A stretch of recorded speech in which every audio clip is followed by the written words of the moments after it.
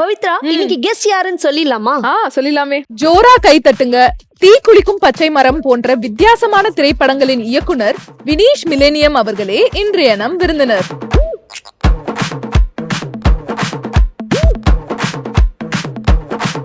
வணக்கம். வணக்கம் வணக்கம் சார், எப்படி இருக்கீங்க?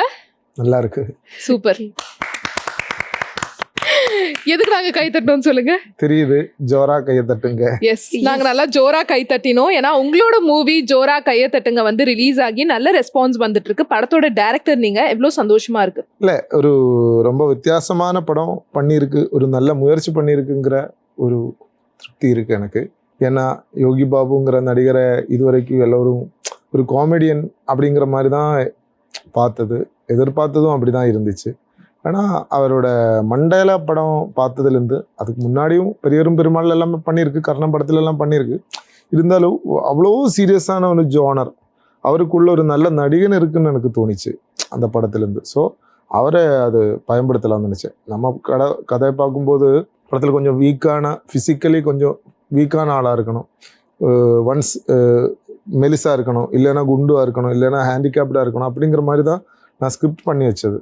ஸோ நான் ஆல்ரெடி இவர்கிட்ட பழக்கம் இருக்குது. இந்த பழக்கம் இருக்குங்கிறதுனால இவர்கிட்ட கதை சொன்ன போதே ஒரு 10 நிமிஷம் 20 நிமிஷம் கதை சொல்லியிருக்கும் போல் ஓப்பனிங்கில். அப்புறம் ஸ்கிரிப்டில் என்ன எதுவும் டீட்டெயிலாக கேட்கல, ஆன்லைன் மட்டும்தான் ஒரு 20 நிமிஷம் நான் படித்தேன். படிச்சோடனே சரி நம்ம பண்ணலாம் சொன்னேன். அப்போது அதனால இவரை செலக்ட் பண்ணது காரணமே இந்த ஒரு ஃபிசிக்கலி கொஞ்சம் வித்தியாசமான மாதிரி இருக்கணும் அப்படிங்கிற அப்பியரன்ஸ் வைஸ்.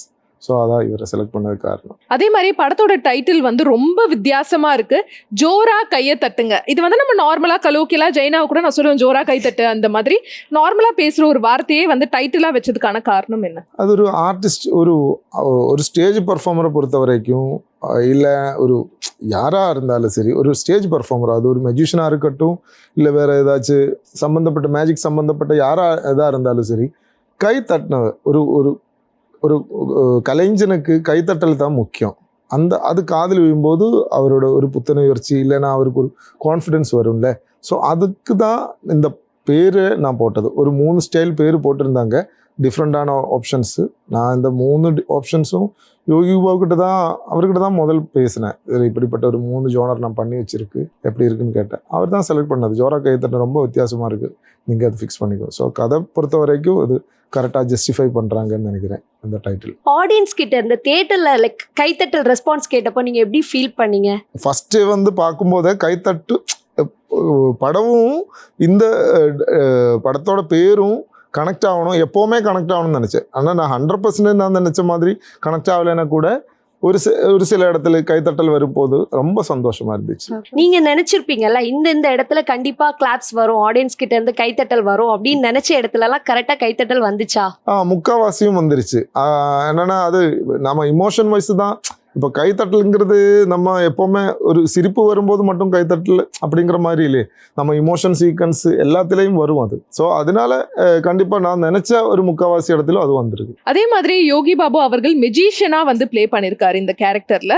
ஸோ நீங்க வந்து எப்படி யோசிச்சீங்க, மெஜிஷியனா இவர் கண்டிப்பா வந்து பெர்ஃபெக்டா பண்ணுவார்னு அந்த கான்ஃபிடன்ஸ் எப்படி கிடைச்சிச்சு உங்களுக்கு? அவரை பொறுத்த வரைக்கும் அவர் ரொம்ப பிஸி. அவர் ஒரு லொக்கேஷன்லேருந்து அடுத்த லொக்கேஷன்ல ஒரே நாளில் 2 லொக்கேஷன் போயிட்டு இருக்கு. ஸோ அப்படிப்பட்ட ஒரு பிஸியான ஒருத்தரை இப்போது சவுத் இந்தியன் சினிமாவில் பார்க்க முடியாத அளவுக்கு அவ்வளோ பிஸி. ஸோ நம்மளுக்கே காலையிலேருந்து ஒரு படத்துக்கு நடிச்சிட்டிங்கன்னா ஈவினிங்லேருந்து ஒரு படம் ஏதாச்சும் ஒரு கால் ஷீட்டு தான் கிடைக்கும். ஸோ அவரை பொறுத்த வரைக்கும் ஒரு நாள்னா 2 கால் ஷீட் மாதிரி இருக்கும். எல்லா நாளிலும் கிடையாது, இருந்தாலும் ஒரு மாதத்தில் முக்கால்வாசி நாளும் அப்படி தான் இருக்கும். ஸோ அவரை மாதிரி ஒரு நடிகனை நான் வந்துட்டு மேஜிக் வித்து கற்றுக் கொடுக்கறது, அதற்கான டைம் ஸ்பெண்ட் பண்ணுறது எல்லாமே அவரை பொறுத்த வரைக்கும் கொஞ்சம் கஷ்டம். இருந்தாலும் அவரால் முடிஞ்ச அளவு வரைக்கும் அவர் மேஜிக் வித்து எல்லாமே, நான் ஒரு குறிப்பாக வந்துட்டு ஒரு மெஜிஷியனை கொண்டு வந்துட்டு அவரை அறிமுகப்படுத்தி பேச வச்சாச்சு. ஸோ கிடைச்சது வந்துட்டு 2-3 ஹவர்ஸ் மட்டும்தான். அந்த இருந்த டைமில் அவர் மேக்ஸிமம் பயன்படுத்தி இருக்குன்னு நினைக்கிறேன். எதனால பர்டிகுலரா யோகி பாபு சார் தான் இந்த ரோல் பண்ணும் அப்படின்னு சொல்லிட்டு நீங்க முடிவு பண்ணீங்க? அப்படி எதுவும் இல்லை, ஆனால் அதுக்கு ஒரு காரணம் இருக்குது. ஏன்னா நான் ஒரு 2013 என்னோட ஃபஸ்ட்டு படம், தமிழ் படம் வந்தது 2013. தீ குளிக்கும் பச்சை மரம்னு ஒரு படம். பிரஜன் தான் அதில் ஹீரோவாக இருந்துச்சு, உங்களுக்கு தெரியும், டிவி நடிகர். ஸோ அந்த படத்தில் யோகி பாபு வந்தார் ஒரு கிட்டத்தட்ட 300-400 பேர் வந்திருந்தாங்க அன்னைக்கு ஜூனியர் ஆர்டிஸ்டாக நடிக்கிறதுக்கு. ஸோ ஒரு மேனேஜர் தான் அறிமுகப்படுத்தியிருக்காரு. அவர் சொன்னாங்க, நான் ஆல்ரெடி இது மேடையில் பேசியிருக்கு இருந்தாலும் சொல்கிறேன். அவர் வந்துட்டு சொன்னேன், சார் எனக்கு ஒரு வாய்ப்பு கொடுங்க அப்படின்னு கேட்டேன். அப்போ அவர் ஃபேஸு அப்பியரன்ஸ் எல்லாமே பார்க்கும்போது ரொம்ப வித்தியாசமாக இருந்துச்சு. சரி, நான் மேனேஜரை அறிமுகப்படுத்தியிருக்கு. நான் சொன்னேன், சரி நான் உங்களுக்கு 24-25 டேஸ் நடிக்கணும், பெர் டே 1000 rupees தரேன்ட்டாங்க. அப்போ நான் சொல்கிறதுக்கு எனக்கு எந்த இதுவும் இல்லை. அவருக்கும் அது பிரச்சனை கிடையாது. அவர் பழசெல்லாமே அவருக்கு ரொம்ப சந்தோஷம் கிடைக்கிற விஷயம். பழசை பற்றி பேசுகிறது, ஓல்டு ஃப்ரெண்ட்ஸை பற்றி பேசுகிறது, பல சம்பவங்கள் பேசுகிறது எல்லாம் அது அவருக்கு சந்தோஷம். அது அதில் தப்பாக எதுவும் இல்லைன்னு நினைக்கிறேன். ஸோ அப்படியா சார், எனக்கு நீங்கள் ஒரு 2000 ஆக்க முடியுமான்னு கேட்டேன். நான் தான் சொன்னேன், நீ வேணும்னா நடிச்சிருங்க, இல்லைன்னா அப்படியே ஓடி போயிடுன்னு சொன்னேன். அதை நான் உண்மையாக சொன்னேன். இல்லை சார் பரவாயில்லன்னு நடிக்கிறேன்ட்டாங்க. அந்த யோகி பாபு தான் இப்போது இப்படி ஆயிடுச்சு. ஸோ அவரோட முயற்சி, அவரோட ஹார்ட் ஒர்க், அவரோட டெடிக்கேஷன் தான் அதுக்கு காரணம். நம்ம அதுக்கு எந்த சம்பந்தமும் கிடையாது. ஸோ அதுலேருந்து கிடைச்ச அந்த ஃப்ரெண்ட்ஷிப்பு 6 வருஷத்துக்கு அப்புறம் நான் அவரை கூப்பிட்டேன். அப்போது கொஞ்சம் பெருசாகிட்டு இருந்துச்சு, இந்த மாதிரி இல்லைன்னா கூட. அப்போது நான் கூப்பிட்ட உடனே என் குரல் அவருக்கு தெரிஞ்சிச்சு. எப்படி இருக்குது சார், வினீஷ் சார் சௌக்கியமானு கேட்டேன். சேவ் பண்ணியிருக்காங்களா இல்லையான்னு கூட எனக்கு தெரியாது. அப்போது அது எனக்கு ரொம்ப சந்தோஷமாயிடுச்சு. 6 வருஷத்துக்கு அப்புறம் அவர் என்ன யோசிக்க தேவையில்லை. இருந்தால் கூட என் குரல் கேட்டபோதே அவர் ரொம்ப சந்தோஷம். சௌக்கியமா சார்னு கேட்டேன். அப்போது சரி, அதுக்கப்புறம் நான் ஒரு 6 மாதம் 1 வருஷத்துக்குள்ளே மறுபடியும் இந்த கதை ரெடி பண்ணிவிட்டு, ஜி நான் வரட்டுமா, ஒரு கதை இருக்குது சார், கண்டிப்பாக வாங்கன்ட்டாங்க. சென்னையில் வந்துட்டு பேசிக்கலி நான் வந்து கேரளா கேலிக்கட்டு, அங்கேருந்து நான் வித் ப்ரொடியூசர் தான் வந்தேன். கதை சொன்னேன், 10-20 நிமிஷம் தான் சொல்லியிருக்கு. ஓகே, நான் கண்டிப்பாக பண்ணுவோம் சார், இந்த கதை எனக்கு பிடிச்சிருக்கு, ஸ்கிரிப்ட் வைஸ் எதுவும் நீங்கள் பெருசாக சொல்ல வேண்டாம், ஆல்ரெடி நீங்கள் தீக்குளிக்கும் பட்சம் வேறு பண்ண ஆள் மட்டும் இல்லை, நான் உங்களை சப்போர்ட் பண்ணணும்னு நான் விரும்புகிறாங்க அப்படிங்கிற மாதிரி தான் சொன்னேன். அது உண்மையாக தான் சொன்னேன். அவருக்கு வேணும்னா என்னை சப்போர்ட் பண்ணாமல் இருந்திருக்கலாம். பழைய கதைகள் எல்லாமே இப்போது யோசிக்க தேவையில்லைன்னு தானே செலிப்ரிட்டி ஆயதுக்கப்புறம் எல்லாம் ஒரு சில பேர் மைண்ட் செட்டு. ஸோ அவர் அப்படி எதுவும் இல்லை, அது சார் பண்ணுறேன்ட்டாங்க. அந்த பேமெண்ட்டு மேட்ரு எல்லாமே கரெக்டாக தான் பண்ணது. ஸோ அதுக்கப்புறம் ஆனால் ஒரு சில சின்ன சின்ன சிக்கல் எல்லாமே இருந்துச்சு. அது அவரோட பிஸிங்கிறதுனால கொஞ்சம் படம் எல்லாமே கொஞ்சம் லேக் ஆகிடுச்சு ஷூட் பண்ணி முடிக்கிறதுக்கு.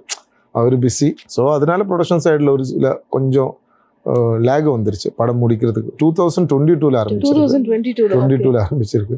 இப்போ 2025 தான் ரிலீஸ் ஆகுது. ஓகே.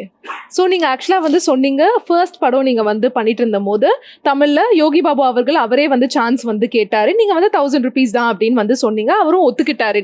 நீங்கள் தான் வந்து அப்போ பே வந்து முடிவு பண்ணீங்க. இப்போ வந்து நம்ம எல்லாருக்குமே தெரியும், அவர் வந்து ரொம்ப ஒரு ஹைலி பெய்டு ஒரு ஆக்டர்னு சொல்லிட்டு. இந்த வாட்டி அதாவது இந்த படத்துக்காக அவர் வந்து கேட்ட பேயை வந்து நீங்கள் கொடுத்துட்டீங்களா, இல்லை நீங்கள் சொன்ன பேக்கு வந்து அவர் ஓகேன்னாரா? இல்லை, நார்மலாக அவர் வாங்குற ரெம்யூனரேஷன் நம்ம அப்படி ஓப்பனாக சொல்கிறது கொஞ்சம் அவர் கேட்ட பேமெண்ட்டு அப்போ வாங்கிட்டு இருக்கிற பேமெண்ட்டு நம்ம கொடுத்துட்டாங்க. அதில் ப்ரொடியூசர் கொடுத்துருக்காங்க. அதில் கம்மியாகவே இல்லை, அதிகமாகவே இல்லை, அதான் பண்ணியிருக்கு. எனக்கு சொல்லும்போது எனக்கு வேறொரு விஷயம் ஞாபகம் வருது. அவர் அன்னைக்கே 2013 ரிலீஸ் பண்ண படம் நான் சொன்னேன்ல, 2012 எல்லாமே ஷூட்டிங் போயிட்டு இருக்கும்போது நம்ம ஒரே வண்டியில் தான் போவாங்க. திருப்பி ஷூட் எல்லாமே முடித்த பிறகு அந்த நேமம் வில்லேஜ் எல்லாமே இருந்துச்சு, அங்கே தான் ஷூட்டு. அப்போ போயிட்டு இருக்கும்போது சிரிக்க வைக்கிறதுக்காக அவர் ஏதாச்சும் ஒன்று சொல்லிகிட்டே இருக்கும், காமெடியாக இல்லை வேறு ஏதாச்சும் ஒரு கதையா. அன்னைக்கே நான் அவரை பற்றி யோசித்தேன், இவர் நல்லாவே கதை சொல்கிறாங்க. இவருக்கு ஒரு ஸ்கிரிப்ட் வைஸாக இருந்தாலும் டயலாக் வைஸாக இருந்தாலும் இம்ப்ரவைஸ் பண்ணி அது நம்ம ரசிக்க வைக்கிற அளவுக்கு ஒரு இது இருந்துச்சு, தகுதி இருந்துச்சு. ஸோ அன்றைக்கே நான் அதை நோட் பண்ணேன். எங்களை ரசிக்க வைக்கிறதுக்கு இல்லைன்னா பிரஜனை ரசிக்க வைக்கிறது, கூட இருக்கிறவங்கள ரசிக்க வைக்கிறது தான் அவர் அது பேசினது. 12-10 வருஷம் போய பிறகு நான் வந்துட்டு நம்ம பெரிய டைரக்டர் கிடையாது இல்லை, அவரை ரசிக்க வைக்கிறதுக்கு என்ன பண்ணலாமா என்ன பேசலாமான்னு யோசிச்சுட்டு இருந்துச்சு அந்த ஷூட்டிங் டைமில். ஓகே, இதுதான் சினிமா, இதுதான் காலம் சொல்கிறேன். ஒரு பெரிய டிரான்ஸ்ஃபர்மேஷன். நாளைக்கும் அது எப்படி வேணாலும் நடக்கலாம். இது திருப்பி எல்லாமே உல்ட்டா தானே மாறும். ஆமா. ஜோரா கைத்தட்டுங்க படம் வந்து கதை எங்க உருவாச்சு? ஏன்னா ஒரு டிஃப்ரெண்டான கதை வந்து ட்ரை பண்ணிருக்கீங்க. யோகி பாபு அவர்களும் மெஜிஷியனா பாக்குறோம் சொல்ற மாதிரி. இந்த கதை வந்து எங்க உருவாச்சு? ஆக்சுவலி இதுக்கு முன்னாடி நான் 2 கதை பண்ணியிருக்கு. சினிமா 2 படம் ரிலீஸ் ஆயிருக்கு. ஃபர்ஸ்ட் வந்து நான் சொன்ன தீக்குளிக்கு மச்சான், 2வது வந்து ஒரு மலையாளத்தில் ஒரு படம். இந்த 2 படமும் ஒரு லைஃப்பில் நடந்த ஒரு உண்மையான சம்பவத்தை தான் நான் பேஸ் பண்ணி எழுதினது. ஆனால் இந்த 3வது படம் வந்து உண்மையான சம்பவம் சம்மந்தப்பட்ட எதுவுமே இல்லை. எனக்கு ஒரு ஃப்ரெண்டு இருக்குது, பிரகாஷ் சொல்லிட்டு, என் ஊருக்காரன் தான். ஸோ அவர் தான் முதல்ல வந்துட்டு என்னோட இந்த த்ரெட் சொன்னது.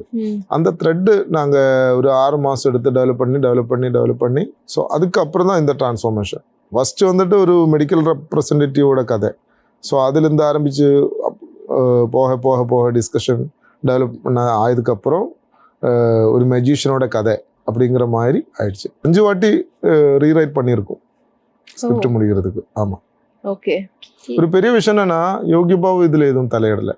அது பெரிய ஆர்டிஸ்ட் எல்லாமே இல்லை அப்படி பண்ணுங்க இப்படி பண்ணுங்க, ஸ்கிரிப்ட் வைஸ் அவரால் எந்த பாதிப்பும் வரல. நான் சொல்கிறது காரணம் என்ன, நிறைய ஆர்டிஸ்ட்டுகள் எல்லாமே அப்படி பண்ணுங்க இப்படி பண்ணுங்கன்னு சொல்லுவாங்க. அவர் ஒரே ஒரு விஷயம் மட்டும்தான், அவர் நடிக்கிற கொஞ்சம் காமிக் சீக்வன்ஸ் இருந்துச்சு ஒரு சில இடத்துல மட்டும், ரொம்ப கம்மியாக. அந்த இடத்துல மட்டும் அவரோட ஒரு டயலாக் டெலிவரி மட்டும் கொஞ்சம் வித்தியாசமான மாதிரி அவர் பேசுவாங்க. மற்றபடி அந்த ஸ்கிரிப்ட் வைஸ் எதுலையும் அவர் தலையிடலை. அது ஒரு பெரிய ப்ளஸ். நான் அது ஓப்பனாக சொல்கிறதுக்கு எனக்கு அந்த இதுவும் இல்லை. டைம் வைஸ் மட்டும்தான் கொஞ்சம் முன்னும் பின்னும் ஆயிடுச்சு. ஷூட்டிங் நான் சொன்னேன்ல, ஷூட்டிங் முடிக்கிறதுக்கு எல்லாமே கொஞ்சம் தாமதம் ஆயிடுது. காரணம் நாங்கள் வந்து ஒரு வித்தியாசமான சுவாரஸ்யமான விஷயம் கேள்விப்பட்டோம். என்னன்னா, நீங்கள் ஷூட்டிங்காக வந்து ஒரு டம்மியை வந்து எடுத்துகிட்டு போயிருக்கீங்க. பட் ஆக்சுவலாக வந்து நிஜமான ஒரு டெட் பாடியை கிட்னாப் பண்ணியிருக்கீங்க அப்படின்னு சொல்லிட்டு அந்த பத்திரிகையிலலாம் வந்து போட்டிருக்காங்க. ஒரு சர்ச்சையான ஒரு நியூஸாக வந்து மாறி இருக்கு. என்னதான் நடந்தது என்ன? அது ஒன்றும் இல்லை. அது வந்துட்டு நம்ம 5வது ஷெட்யூல் நினைக்கிறேன், தேனியில் ஷூட்டு போயிட்டு இருக்கும்போது நம்ம மேனேஜரை சென்னை கமிஷனர் ஆஃபீஸுக்கு ஃபோன் அடித்தேன். ஒரு பணத்தை நீங்கள் கடத்தி கொண்டு போயிருக்காங்கன்னு கேள்விப்பட்டாரு. அவர் மேனேஜரும் கூட கமிஷனர் ஆஃபீஸ்னு தெரியாது. என்ன சம்பந்தம், அந்த வண்டி நம்பரை பார்த்துட்டு அது கனெக்ட் பண்ணி தான் அவர் கேட்டது. ஆக்சுவலி என்னென்னா, அந்த நீங்கள் சொன்ன மாதிரி ஒரு டெம்மி நம்மளுக்கு அந்த ஷெட்யூலு தேவைப்பட்டுச்சு. அந்த டெம்மி வண்டி மேலே கெட்டின பிறகு அது யாரோ டாப்லேருந்து ஃபோட்டோ எடுத்து ஷூட் பண்ணி எடுத்து கொடுத்தான். ஏதோ ஒரு சேனலுக்காகயா இல்லை ஒரு முக்கியமான பத்திரிகை கொடுத்துருக்கு. ஸோ பெருசாக ஒரு 5 கோளம் நியூஸ் வந்துருச்சு. பரபரப்பை ஏற்படுத்திடுச்சுன்னு அப்படின்னு சொல்லிட்டு ஃபோட்டோ இல்லாமல் போட்டுட்டு. ஸோ அது கொஞ்சம் எல்லோருக்கும் அது இதாயிடுச்சு. அது ஓகே. அதுக்கப்புறம் நீங்கள் வந்து எல்லாத்தையும் எக்ஸ்பிளைன் பண்ணி முடிச்சா இதுதான் நடந்துருச்சுன்னு சொல்லிட்டு யூனியன் மூலமாக அதெல்லாமே அதுக்கான தகவல் கொடுத்தாச்சு. ஸோ அதுக்கப்புறம் எதுவும் பெருசாக வரல. எனக்கு அதே மாதிரி சாரஸ்யமானதுன்னு சொல்ல முடியாது. ஒரு மனவரத்தை என்னென்னா, நம்ம படத்தில் இவரோட அப்பா கேரக்டர் ஒருத்தர் நடிச்சிருந்தாங்க. அவர் தீ குளிக்கிற மாதிரி ஆகிறாரு. ஆமாம், ஒரு சீனில். அதில் கண்டிப்பாக நம்ம அந்த சீக்வன்ஸ் வரும்போது தீரியற மாதிரி சீக்வன்ஸுக்கான அந்த ஸ்டண்ட் சீக்வன்ஸில் இருக்கிறவங்க தானே பண்ணுவாங்க. மோஸ்ட் அட்வென்ச்சர் சீக்வன்ஸுன்னு சொல்லிட்டு ஒரு சில பேர் இருக்குது. அது இந்த ஸ்டண்ட் யூனியனில் நிறைய பேர் இருக்காது. சென்னையில் எனக்கு தெரிஞ்சது 2-3 பேர் மட்டும்தான் இருக்குது. ஸோ அதில் ஒருத்தர் எழிமலைன்னு சொல்லிட்டு ஒருத்தர் நடிச்சிருந்தாங்க. பாவம், அவர் வந்துட்டு சூப்பராக நடிச்சு போயிருந்தாங்க. ஒரு 2 நிமிஷம் எனக்கு தெரிஞ்சு 2 நிமிஷம் வரைக்கும் கிடைக்கும். அந்த 2 நிமிஷத்துக்குள்ளே அவர் ஃபுல்லாக தீ எரியறது நம்ம ஷூட் எடுத்துடலாம். அந்த 2 நிமிஷத்துக்கு அப்புறம் மற்ற அவரை ரிகவர் பண்ணுறதுக்கான விஷயங்கள் எல்லாமே பண்ணுவோம். அந்த இதெல்லாம் கேஸ் டிஸ்டிங்விஷர் அது எல்லாமே இருக்குல்ல போட்டு, அதுதான் அதோட வழக்கம். அதெல்லாம் பண்ணி சூப்பராக சக்ஸஸாக பண்ணி முடிச்சாச்சு. யோகி பாபுன்னு அவர் பாராட்டின சர்ப்ரைஸ் எல்லாமே கொடுத்துட்டாங்க. எல்லாமே கரெக்டாக போயிடுச்சு. ஆனால் அதுக்கப்புறம் 2 மாதம் ஆய பிறகு அவர் கேள்விப்பட்டேன், ஏதோ ஒரு ஷூட்டில் ஏதோ பில்டிங் மேலேருந்து கீழே விழுந்து அடிபட்டுச்சுன்னு சொல்லிட்டு அவர் இறந்துட்டாங்க. அதை யோசிக்கும் போது ரொம்ப மனசு கொஞ்சம் கஷ்டமாக தோணுது. என்னன்னா, அந்த பிஹைண்ட் சீன்ஸில் நம்ம படத்தில் அவரை கரெக்டாக நிறைய காமிச்சிருக்கு. நம்ம படம் முடித்த பிறகு இந்த ஸ்க்ரோலிங் டைட்டில் வரும்போது இந்த சீக்வன்ஸை என்ன நடந்துருச்சு, இந்த சினிமாவிலும் மேஜிக் சம்மந்தப்பட்டது அப்படிங்கிற மாதிரி நிறைய ஷார்ட்ஸ் காமிச்சிருக்கு. அதில் அவரோட நிறைய சீக்வன்ஸுகள் எல்லாமே அதில் இருக்குது. படம் பார்த்தா உங்களுக்கு தெரியும். ஜோரா கையத்தட்டுங்க மூவில நீங்கள் டைரக்டராக எந்த சீன் எடுக்கிறதுக்கு ரொம்ப சேலஞ்சிங்காக இருந்துச்சு? பர்டிகுலராக ஏதாவது ஒரு சீன் இருக்கும்ல, இந்த சீன் எனக்கு ரொம்பவே சேலஞ்சிங்காக இருந்துச்சு அப்படின்னா எந்த சீன் நீங்கள் சொல்லுவீங்க? அவ்வளோ சேலஞ்சிங் சொல்ல முடியாது, ஓப்பனாக சொல்கிறேன். சேலஞ்சிங்கான சீக்வன்ஸ் எடுக்கிறதுக்கு எதுன்னு கேட்டிங்கன்னா யோகி பாபு இருக்கிற சீக்வன்ஸ் எல்லாமே எனக்கு சேலஞ்சிங்காக டைம் டியூரேஷன்னாலே டைம் டியூரேஷன்ங்கிறதுனால என்னென்னா ரொம்ப டைம் ப்ரெஷரில் ஹை டைம் ப்ரெஷர் தான் வேலை செய்வாங்க. ஸோ அது செம்ம ப்ரெஷரு. ஏன்னா கேமரா வந்துட்டு மது அம்பாட்டு உங்களுக்கு தெரியும், உலகத்திலே தெரிகிற இந்தியாவில் பெரிய ரொம்ப ஃபேமஸான அவர் 4 வாட்டி நேஷனல் அவார்டு கிடச்சிருக்கு, 10-16 ஸ்டேட் அவார்டு கிடச்சிருக்கு. அப்படிப்பட்ட ஒருத்தர். அவரை பொறுத்த வரைக்கும் மாஸ்டர் ஷாட் எல்லாமே ரெடி பண்ணுறதுக்கு அவருக்கான ஒரு டைம் தேவை. கரெக்டு சொல்லி கொஞ்சம் நம்ம நார்மலி எடுக்கிறத விட 2-3 ஹவர்ஸ் எல்லாமே எடுக்கும். ஆனால் மாஸ்டர் ஷாட்டும் வச்ச பிறகு கட் ஷாட்ஸ் எல்லாமே ஈஸியாக டக் வந்து முடிஞ்சிடும். அவரை பொறுத்த வரைக்கும் இவருக்கு இந்த டைம் தேவை. யோகி பாபு பொறுத்த வரைக்கும் டைமே இல்லை.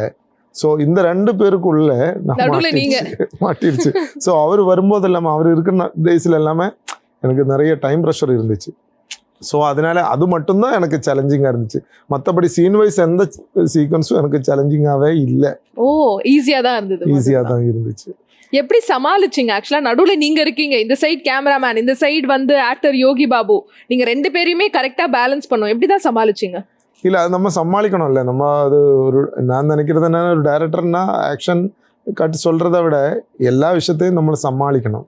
கோஆர்டினேட் பண்ணுறத விட எல்லாமே நம்ம ஆர்கனைஸ் பண்ணுறத விட எல்லாமே தான் பேஷனேட்டாக, ஆனால் நம்ம பொறுமையாக எல்லாமே பார்த்து சமாளித்தா தான் ஒரு டைரக்டர் ஆக முடியும்னு நான் நம்புகிறேன். ஆக்சுவலி இந்த மூவியில் வந்து ஸ்க்ரீன் பிளே, டிரெக்ஷன், ரைட்டிங் எல்லாமே நீங்கள் தான் பார்த்துருக்கீங்க. ஸோ இந்த மல்டி டாஸ்கிங் எப்படி நீங்கள் ஹேண்டில் பண்ணீங்க? ஸ்கிரிப்ட் வைஸ் சொன்னேன், பிரகாஷ், வினீஷ், நாங்கள் 2 பேர் தான் பண்ணது. ஆனால் என்னை பொறுத்த வரைக்கும் இது 3வது படம் தான் 2 பேர் சேர்ந்து பண்ணுறது. இல்லைன்னா அதுக்கு முன்னாடி பண்ண படங்களை நான் தான் பண்ணது. அது ஃபஸ்ட்டிலேருந்தே நம்ம கதை எழுதுலேருந்து கடைசி வரைக்கும் வால் போஸ்டர் நம்ம ஒரு வால் மேலே ஒட்டுற வரைக்கும் ஒரு படத்தோட கூட நிற்கணும்னு நான் ஆசைப்படுறேன். அதுதான் என்னோட ஒரு ஸ்டைல். அது தப்பாக இருக்கலாம், அது எனக்கு தெரியாது. இருந்தாலும் நான் அப்படி பண்ணுங்கிறது நினைக்கிறேன். என்னென்னா ஒரு படம் முடித்த பிறகு என் வேலை முடிஞ்சிச்சு அப்படிங்கிற மாதிரி எனக்கு அது இன்ட்ரெஸ்ட் இல்லை. அதுக்கு ஒரு காரணம் கூட இருக்குது. என்னென்னா ஃபஸ்ட்டு படம் வந்துட்டு நான் டைரக்ஷன் மட்டும் இல்லை, நானும் பிரபீஷ் முகுந்தன் சொல்லிட்டு 2 பேர் தான் டைரக்ஷன் பண்ணது அந்த தீக்குளிக்கும் பச்சைமரம். ஆனால் அந்த படத்துக்கு நாங்கள் ஒரு டீமாகவே சேர்ந்து தான் அந்த படத்தோட ப்ரொடியூசர்ஸும். ஸோ ஒரு ப்ரொடியூசரோட மன வருத்தம் எந்த அளவு வரைக்கும் இருக்கும். சின்ன படங்கள் எல்லாமே எப்படி அது முடிக்கிறது, அதுக்கு முன்னாடி நடுவில் வர்ற விஷயங்கள் எல்லாமே ஏகப்பட்ட பிரச்சனைகளை எப்படி சமாளிக்கிறது, கடைசி ஃபஸ்ட்டு கதை எழுதுறதுலேருந்து போஸ்டர் ஒட்டுறதுலேருந்து கடைசி எல்லாமே முடித்து தியேட்டருக்காரிலேருந்து பணம் வாங்குற வரைக்கும் எவ்வளோ கஷ்டங்கள் இருக்கும், நஷ்டங்கள் இருக்கும் அப்படிங்கிறது எல்லாமே தெரிஞ்ச பிறகு நவ் ஐ ஆம் thinking producer is the number 1 in cinema. Producer இல்லைன்னா சினிமாவே உருப்பட மாட்டேன். நான் அது நம்புகிறேன். ப்ரொடியூசர் தான் நம்ம பாராட்டணும். ஃபஸ்ட்டு வந்துட்டு எவ்வளோ பெரிய ஆர்டிஸ்டாக இருந்தாலும் எவ்வளோ பெரிய டெக்னீஷியனாக இருந்தாலும் சரி, நம்ம ப்ரொடியூசர் தான் நம்ம மதிக்கணும். ப்ரொடியூசரை மதிக்காத காலத்தில் கண்டிப்பாக சினிமா கீழே தான் போகும். அது கண்டிப்பாக மேலே வரவே மாட்டேன். அதுக்கு நிறைய ஆதாரங்கள் இருக்குது. தமிழாக இருந்தாலும் சரி, மலையாளம் படம் இருந்தாலும் சரி. ஓகே. அதே மாதிரியே மது அம்பாத் சார் வந்து இந்த படத்துக்கு கேமராமேனா எப்படி ஒத்துக்கிட்டாரு? கதை கேட்டோன்னே அவனுக்கு ரொம்ப பிடிச்சிடுச்சா? அவரோட ப்ராசஸ் எப்படி இருந்தது? மது அம்பாட் சார் எனக்கு 12 வருஷம் முன்னாடியே பழக்கம் இருக்குது. அந்த நான் சொன்னல தீக்குளிக்கும் பச்சைமரம் அந்த படத்தோட ஸ்டோரியில்னு சொன்ன உடனே சரி கண்டிப்பாக இது தமிழ்லே பண்ணலாம் சொன்னது முக்கியமான காரணம் அவர் தான். சமுத்திரக்கனி சார்கிட்ட போயாச்சு, அவரும் அதை சொன்னேன், மது சாரும் அவர் தான் சொன்னேன். ஸோ அதிலிருந்து இருந்த பழக்கம். ஸோ கண்டிப்பாக நெக்ஸ்ட் படத்தில் அவர் இல்லை, இருந்தாலும் இந்த படம் மறுபடியும் தமிழ் பண்ணும்போது ஃபஸ்ட்டு நான் அப்ரோச் பண்ணது அவர் தான். ஸோ ஒரு வித்தியாசமான நோட்டுன்னு அவர் ஃபஸ்ட்டே சொன்னேன். அப்புறம் ஸ்கிரிப்ட் எல்லாமே முடிச்சாச்சு. என்னென்னா எனக்கு ஒரு மனவரத்து என்னென்னா, நான் ஸ்கிரிப்ட் வைஸ் நான் ஃபுல்லாக டோட்டலாக பண்ணி முடித்த பிறகு எல்லா சீக்வன்ஸும் என்னால் ஷூட் பண்ண முடியலை. டைம் ப்ராப்ளம், ப்ரொடக்ஷன் சைடு நான் சொன்னல கொஞ்சம் டைம் டியூரேஷன் கொஞ்சம் அதிகமாக ஆயிடுச்சுன்னு எல்லாமே. ஸோ அதனால் ஃபினான்ஷியலி எனக்கு நான் நினச்ச மாதிரி பக்காவே. ஆனால் அவர் மேக்ஸிமம் என்னோடய ப்ரொடியூசர் வந்துட்டு பேர் வந்துட்டு சாக்கிர் அலி, அவர் என் ஊருக்காரன் தான். கோ ப்ரொடியூசர் வந்துட்டு ஜி சரவணா, அவர் இப்போ மலேசியாவில் இருக்கார். 2 பேரும் கோஆப்ரேட் பண்ணியிருக்கு. ஆனால் எல்லா படத்துக்கும் ஒரு அளவு வரைக்கும் தான் ஒரு பட்ஜெட் அவர் பிளான் பண்ணி வச்சுருக்கோம். அதை தாண்டி போக முடியாது அப்படிங்கிற ஒரு மினிமல் பட்ஜெட் வச்சு தான் நம்ம பண்ணணும். ஏன்னா படத்தோட ஃபீஸிபிலிட்டி நம்ம பார்க்கணும்ல. ஒரு படம் ஆரம்பிச்சாச்சு, நான் கண்டிப்பாக இது என்னால் நினச்ச மாதிரி கண்டிப்பாக எக்ஸ்ட்ரீம் லெவலில் போனோம்னு நினச்சா ஃபண்டும் எக்ஸ்ட்ரீம் லெவல் ஆகிடும். ஸோ கடைசி அது நிப்பாட்ட வேண்டிய சூழ்நிலை இருந்துச்சுன்னா, இல்லைன்னா அது ஃபீஸிபிளாக இல்லைன்னா அதுவும் நம்ம மேலே தான் பழி வரும். ஸோ அதனால நிறைய லிமிட்டேஷன் இருந்துச்சு. இருந்தாலும் ப்ரொடியூசர்ஸ் சைடுலேருந்து மேக்ஸிமம் அவர் சப்போர்ட் பண்ணியிருக்கு. அதே மாதிரி இப்போ மதுசாராக இருந்தாலும் அவர் வேணும்னா அவருக்கு நிறைய எக்யூப்மெண்ட்ஸ் கேட்கலாம், நிறைய டைம் கேட்கலாம். ஆனால் அது கேட்காம 30 நாளுக்குள்ளே ஷூட்டிங் முடிச்சலாம் சொன்னேன். படம் முடிக்கும்போது 30 நாள் ப்ளஸ் ஒரு 1 டே பேட்ச் ஒர்க். இந்த 1 டே பேட்ச் ஒர்க் சேர்த்து 34 நாள் மட்டும்தான், 31 டேஸ் மட்டும்தான் நம்ம ஷூட் பண்ணுறதுக்கு எடுத்தது தேவைப்பட்டுச்சு. படம் வந்துட்டு கிட்டத்தட்ட 1 hour 50 minutes. முக்கியமான விஷயம் என்னென்னா, நானாக இருந்தாலும் மதுசாராக இருந்தாலும் ஒரு நம்புகிற விஷயம், ஒரு படத்தில் ஒரு சீக்வன்ஸ் நம்ம எழுதும்போது அது கரெக்டாக தேவைப்படணும், இல்லைன்னா அந்த சீக்வன்ஸ் வேண்டாம் அப்படிங்கிற மூட் செட் இருக்கும். ஓகே, அதுதான் என்னோட ஒரு மைண்ட் செட்டும் அதுதான். ஆனால் ஒரு சில ஃபிலிம் மேக்கர்ஸ் என்ன நினைப்பாங்கன்னா, ரசிக்கிற மாதிரி இருந்தால் அது படம் டைரெக்டாக மெயின் லைனுக்கு சம்பந்தம் இல்லாமல் இருந்தால் கூட கொஞ்சம் சீக்வன்ஸ் அதிகமாக அது கண்டினியூஸாக கொஞ்சம் டெவலப் பண்ணலாம், அது படத்தோட மெயின் கதை கூட சேர்ந்து போகலைன்னா கூட டெவலப் பண்ணலாம் அப்படிங்கிற ஒரு கான்செப்டும் இருக்குது. ஆனால் என்னை பொறுத்த வரைக்கும் அப்படி இல்லை. படத்துக்கு கண்டிப்பாக முக்கியமானது தேவைன்னு கன்ஃபார்மாக அது தேவைன்னு எனக்கு தெரிஞ்சிட்டிங்கன்னா அது பண்ணுவாங்க, இல்லைன்னா அது தூக்கிடுவாங்க.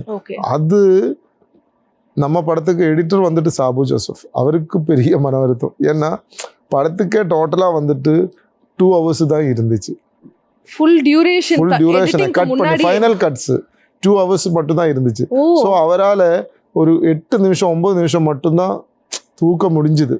ஸோ அதில் ஒரு என்னன்னா, எல்லாரும் அவர் சொல்கிறாங்க, எல்லாரும் சார் 3 மணி நேரம் ஷூட் பண்ணி தான் எடுத்துகிட்டு வருவான், அதுலேருந்து தான் 2 மணி நேரம் கட் பண்ணி எடுத்துருவாங்கன்னு.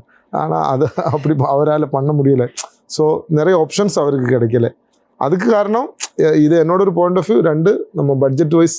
ஸோ அதனால இப்போ கண்டிப்பாக வேணும்னு நினச்ச ஒரு 8 சீன் 9 சீன் என்னால் பண்ண முடியலை. அதுதான் ஆக்சுவலாக கேட்கலான்னு வந்தேன் சார். ஏன்னா நம்ம எல்லாருக்குமே தெரியும் யோகி பாபு அவர்கள் வந்து இப்போ பயங்கர பிஸியாக இருக்காரு. ஒரே நாள் நீங்களும் சொன்னீங்க 2 கால் ஷீட்லாம் வச்சிருக்காரு அப்படின்னு சொல்லிட்டு. இன்னொரு சைட் பார்த்தோன்னா கேமராமேனுக்கு வந்து ஸ்லோவாக ஸ்டெடியாக வந்து எல்லாத்தையுமே ப்ராப்பராக எக்ஸிக்யூட் பண்ணி போகணும் அப்படிங்கிற மாதிரி ஒரு மைண்ட் செட்டில் இருக்கார். ஸோ இப்போ இவங்க 2 பேருக்கு நடுவில் நீங்கள் இருக்கிறதுனால என்னென்ன சீன்ஸ்லாம் காம்ப்ரமைஸ் பண்ணுற மாதிரி இருந்துச்சு? நிறைய நீங்கள் வந்து எதிர்பார்த்த சீன்ஸ்லாம் காம்ப்ரமைஸ் பண்ணிட்டீங்களா? உங்களுக்கு அது ஒரு பெரிய வருத்தமாக இருக்கா?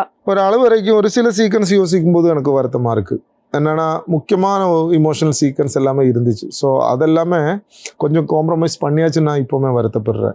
அதில் நான் ஓப்பனாக சொல்கிறதுக்கு அதுக்கு எந்த பிரச்சனையும் இல்லை. அது இருந்துச்சு, அதெல்லாம் இன்னும் இருந்திருக்கலாம் படத்தில், இன்னும் கொஞ்சம் நல்லா இருந்திருக்கும்னு எதிர்பார்க்க. கண்டிப்பாக அது இருந்திருக்கலாம். இப்போ இல்லைன்னா கூட நான் ஃபுல்லாக பண்ணியாச்சுன்னு வச்சுக்கோ, இருந்தாலும் நம்ம படம் பார்க்கும்போது இல்லை இன்னும் கொஞ்சம் அதிகமாக பண்ணியிருக்கலாம், இன்னும் கொஞ்சம் என்னென்னா 100% சாட்டிஸ்ஃபேக்ஷன் அப்படிங்கிறது ஒரு ஃபிலிம் மேக்கருக்கு வராதுன்னு நினைக்கிறேன். என்னை பொறுத்த வரைக்கும் இப்போ நம்ம நினச்ச ஷார்ட் பண்ணால் கூட ஃபுல்லாக முடித்தா கூட மறுபடியும் நான் யோசிச்சிருப்பேன், இல்லை இன்னும் பெட்டராக பண்ணியிருக்கலாம் அப்படிங்கிறது. அதே மாதிரி ஜோரா கைத்தட்டுங்க படத்தோட மியூசிக் டைரக்டர் பற்றி கண்டிப்பாக கேட்டே ஆகணும். சூப்பரான சாங்ஸ்லாம் நம்மளுக்கு கொடுத்துருக்காரு. அலுங்குறேன் குலுங்குறேன் இந்த பாட்டெலாம் இப்போ கேட்டாலும் வந்து எல்லாருமே வைப் பண்ணுவோம். ஸோ அப்பேற்பட்ட மியூசிக் டைரக்டர்ட்டு ஏன் 2 பாட்டு மட்டும் வாங்கினீங்க? ஒரு 4-5 பாட்டு வாங்கியிருக்கலாம்ல, இன்னும் வந்து ஒரு வேற லெவல் ஒரு யூஎஸ்பியாக இருந்திருக்கும்ல படத்துக்கு. இல்லை, நான் சொன்னல நம்ம படத்துக்கு தேவைப்பட்டது மட்டும் போதும்னு நினச்சேன். படம் கதை வேறு ரூட்டு போகிறாங்க, ரொம்ப சீரியஸாக போகிறாங்க. ஸோ ஒரு 5 பாடல்கள் இதில் ஆட் பண்ணலாம் அப்படிங்கிற மாதிரி இல்லை. 2 பாடல் மட்டும்தான் அந்த ஸ்பேஸ் இருந்துச்சு. ஸோ அது மட்டும்தான் வாங்கினது.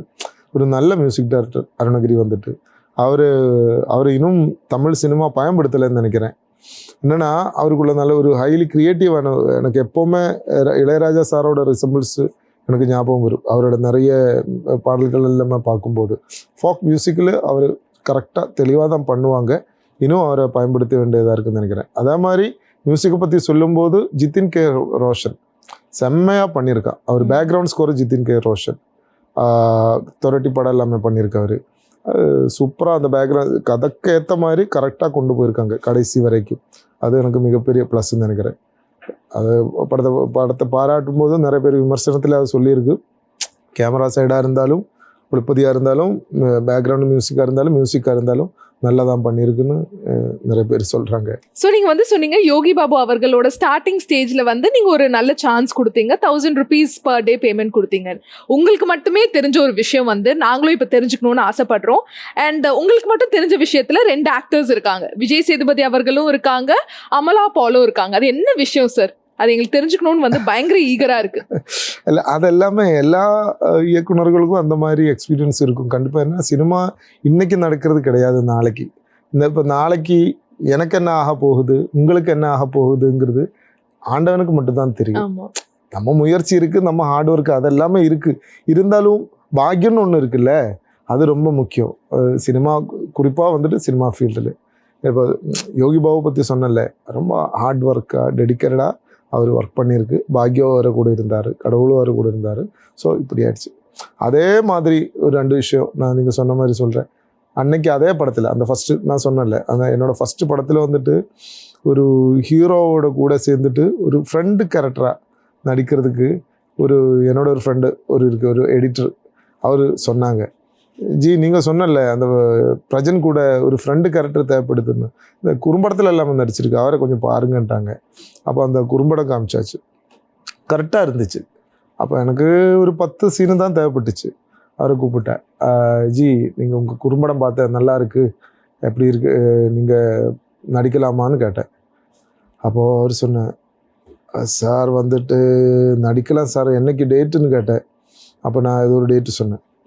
ஐயோ சார், அந்த படம் வந்துட்டு எனக்கு இப்போ ஒரு படம் கம்மிட் ஆகிருக்கு சார், அந்த படத்தில் நான் நடிச்சிட்டு இருக்கு, சின்ன படம் தான் இருந்தாலும் சார் அதில் ஹீரோவாக நடிச்சிட்டு இருக்குது சார், என்ன பண்ணலாம் சார்னு கேட்டேன். இப்போ நான் சொன்னேன், அப்படின்னா சரி டேட்டு கிளாஷாக இருந்தால் பிரச்சனை இல்லை, நம்ம அப்புறம் பார்த்துருவோன்னு சொன்னாங்க.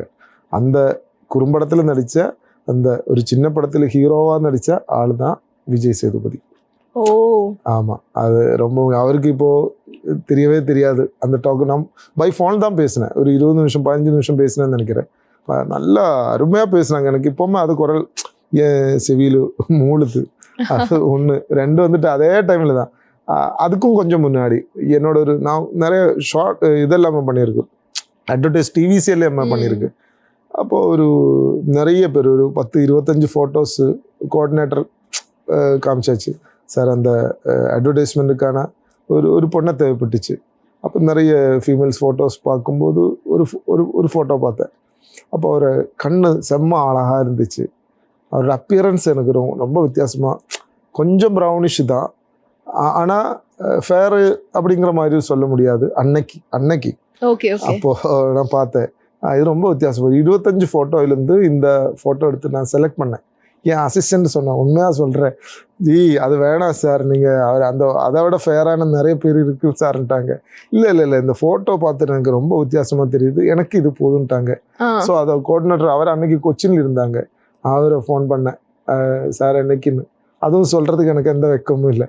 நான் பெர் டே நான் உங்களுக்கு ஒரு நாள் மட்டும்தான் ஷூட்டு, நான் உங்களுக்கு 5000 rupees ப்ளஸ், அது ஏதோ சின்ன பட்ஜெட்டு தான் அந்த டிவிசி, மொத்தமாக ஏதோ 50,000 அன்னைக்கு நினைக்கிறேன். 5000 rupees ப்ளஸ் உங்களுக்கு ட்ராவல் எக்ஸ்பென்ஸ், உங்களுக்கு எல்லாமே இது இன்ஸ்பிரேஷனாக இருக்கும், அதனால நான் சொல்கிறேன். அப்போ தரேன்ட்டாங்க. ஓகே சார் பிரச்சனை இல்லை. அப்போ டேட்டு கேட்டேன், அதுவும் கிளாஷு. டேட்டு சொன்னேன், சார் எனக்கு ஒரு சின்ன ஒரு படம் கிடச்சி, சின்னன்னு சொல்லலை, ஒரு படம் கிடச்சிருக்கு சார், அதில் நான் ஹீரோயினாக நடிக்கிறாங்க சார், அந்த டேட்டு கொஞ்சம் மாற்ற முடியுமான்னு கேட்டேன். அமௌண்ட் இல்லாமல் அவர் ஒத்துக்கிட்டாங்க. அப்போது நான் சொன்னேன், ஐயோ டேட் எது மாற்றணும், என்னென்னா சின்ன பட்ஜெட்டு, அவருக்கு சீக்கிரமாக கொடுக்கணும், முடிச்சு கொடுக்கணும், நம்ம டேட்டு தள்ள முடியாது. அவர் சரி அப்புறம் பார்த்துக்கலான்ட்டாங்க. இதே மாதிரி தான் விஜய் சேதுபதி சாரும் சொன்னேன், சார் அடுத்த படத்தில் கண்டிப்பாக கூப்பிடுங்க சார் தான் சொல்லி தான் அவரும் ஃபோன் வச்சது. இப்போ இந்த பொண்ணு அன்னைக்கு நான் கூப்பிட்ட ஆளோட பேர் தான் அமலா பால். ஆமாம். அப்போ இந்த மாதிரி சம்பவங்கள் எல்லாமே எனக்கு மட்டும் இல்லை, சினிமாவில் இருக்கிறவங்க ஒரு 10 வருஷம் இருந்தால் கூட நிறைய சம்பவங்களை சொல்ல வேண்டியதாக இருக்கு. கண்டிப்பா. சார் உங்க டைரக்டர் பயணம் எங்கிருந்து ஆரம்பிச்சது, உங்க ஃபர்ஸ்ட் மூவி எப்படி அமைஞ்சது? ஆக்சுவலி என்னோட டைரக்டர் பயணம், நான் சினிமா ரொம்ப விருப்பம் இருந்துச்சு, ஆனால் எப்போ வருது என்ன கரெக்டான பிளானிங்கிறது எனக்கு அது சொல்கிறதுக்கு எனக்கு எந்த வெக்கவும் இல்லை. என்னென்னா எனக்கு ஒரு ஃப்ரெண்டு இருந்துச்சு, பிரபீஷ் முகுந்துன்னு சொல்லிட்டு. ஸோ அவர் தான் என்ன ப்ரெஷர் பண்ணேன். ஆக்சுவலி பேசிக்கலாக நான் வந்துட்டு ஜேர்னலிஸ்ட்டு, அந்த பத்திரிகைக்காரனாக இருந்துச்சு. ஸோ அந்த டைமில் கொஞ்சம் எழுதும் அப்படிங்கிறதுனால என்னோடய ஃப்ரெண்டு தான் சொன்னேன், எழுதிருங்க நம்ம குறும்படம் பண்ணுவோம் அப்படிங்கிற மாதிரி டெலிஃபிலிம் பண்ணுவோம்னு சொல்லிட்டு. ஸோ அவர் தான் என்னை ப்ரெஷர் பண்ணேன். So 2-3 ad films short films எல்லாமே பண்ண பிறகு தான் நிறைய டாக்குமெண்ட்ரிஸ் எல்லாமே எடுத்துட்டாங்க. ஸ்டேட் அவார்டு அது இதெல்லாமே கிடச்சிச்சு. ஸோ அதுலேருந்து கொஞ்சம் கான்ஃபிடென்ஸ் வந்து பிறகு நான் சொன்னல ஒரு உண்மையான சம்பவம் ஒரு குறும்படமாக எடுத்துட்டாங்க. அந்த குறும்படம் நிறைய பேர் பாராட்டினேன், சூப்பராக வந்திருக்கு, இது கண்டிப்பாக அன்னைக்கு ஒரு நியூ வேவ் அப்படிங்கிற மாதிரி தமிழ் சினிமாவில் இருந்துச்சு. பருத்தி வீரன், சுப்பிரமணியபுரம் அந்த மாதிரி படங்கள் இல்லாமல் ஒரு ரா படம் வந்த டைம், அந்த டைமில் மலையாள இண்டஸ்ட்ரியே தமிழ் சினிமாவை பார்த்துட்டு இருந்த காலம். ஸோ நம்ம படமும் கொஞ்சம் ரொம்ப ரோவான கதை. ஸோ அந்த ரோவான கதை பார்த்துட்டு இந்த சமுத்திரகனி சாரே பயந்துட்டான். ஐயோ இது நான் நினச்சதை விட ரோவாக இருக்குது, இதை நம்ம மலையாளத்தில் பண்ணலாமான்னு கேட்டேன். ஆனால் அதுக்கு முன்னாடி நம்ம முடிவெடுத்துட்டோம் இது தமிழில் பண்ணணும்னு. ஸோ அந்த படம் தமிழ் பண்ணியாச்சு. நிறைய கஷ்டப்பட்டு போராட்டம் எல்லாமே முடித்த பிறகு தான் பண்ணி முடித்தது. இருந்தாலும் கமர்ஷியலி பெரிய வெற்றி எதுவும் கிடைக்கல. ஆனால் நிறைய பேர் பாராட்டினேன். இப்போ கூட நிறைய பேர் அந்த படத்தை பற்றி தெரியும். வித்தியாசமான படம் எல்லாரும் சொல்லிட்டு இருக்கு. அண்ட் ரொம்ப அழகா ரொம்ப யதார்த்தமா நிறைய விஷயங்கள் எங்களோட ஷேர் பண்ணீங்க. ஜோரா கைத்தட்டுங்க படத்தை பற்றியும் நிறைய சுவாரஸ்யமான விஷயங்கள் எங்களுக்கு தெரிய வந்துச்சு. அண்ட் உங்களோட அப்கமிங் ப்ராஜெக்ட்ஸ் எல்லாமே வந்து சூப்பர் டூப்பர் ஹிட் ஆகணும். பெரிய வாழ்த்துக்கள் ஜெயா டிவி சார்பா. நிகழ்ச்சிக்கு வந்ததுக்கு ரொம்ப நன்றி. ரொம்ப நன்றி. தேங்க்யூ.